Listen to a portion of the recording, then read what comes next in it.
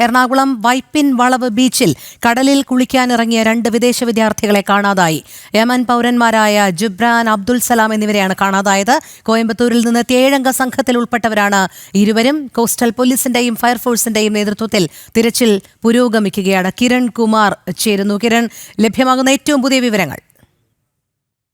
ഇന്ന് ഉച്ചയോടുകൂടിയാണ് ഈ ഞാറക്കൽ വളപ്പ് ബീച്ചിൽ കുളിക്കാനിറങ്ങിയ 2 വിദേശ പൗരന്മാരായിട്ടുള്ള വിദ്യാർത്ഥികളെ കാണാതായത്. ഇവർ 7-അംഗ സംഘമായിരുന്നു ഇന്ന് വൈപ്പിനിൽ എത്തിയിരുന്നത്. പിന്നീട് ഇവർ കടലിൽ കുളിച്ചുകൊണ്ടിരിക്കുകയായിരുന്നു. ഇതിനിടയിലാണ് ഈ 2 പേർ തിരയിൽപ്പെടുകയും കാണാതാവുകയും ചെയ്തിരിക്കുന്നത്. യമൻ പൗരന്മാരായ ജുബ്രാൻ അബ്ദുൽ സലാം എന്നിവരെയാണ് കാണാതായിരിക്കുന്നത്. ഇവർ കോയമ്പത്തൂരിൽ ഒരു കോളേജിലാണ് പഠിച്ചിരുന്നത്. കോയമ്പത്തൂർ രത്നം കോളേജിലെ വിദ്യാർത്ഥികളായിരുന്നു. ഇവർ കോയമ്പത്തൂരിൽ നിന്ന് വന്ന ഈ അവധി ആഘോഷിക്കാൻ വേണ്ടി എത്തിയ സംഘത്തിൽപ്പെട്ടവരായിരുന്നു.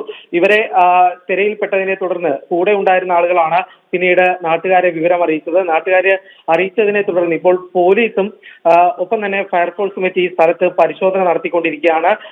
ആഴമുള്ള ഭാഗമായതിനാൽ തന്നെ കടലിലേക്ക് ഇറങ്ങിയുള്ള ഒരു പരിശോധനയാണ് ഇപ്പോൾ നടന്നുകൊണ്ടിരിക്കുന്നത്. ഏതായാലും ഇവരെ കണ്ടെത്തുന്നതിന് വേണ്ടിയുള്ള തെരച്ചിൽ ഇപ്പോഴും നടന്നുകൊണ്ടിരിക്കുകയാണ്. രോഹിണി. ശരി, കിരൺ കുമാറാണ് വിവരങ്ങൾ നൽകിയത്.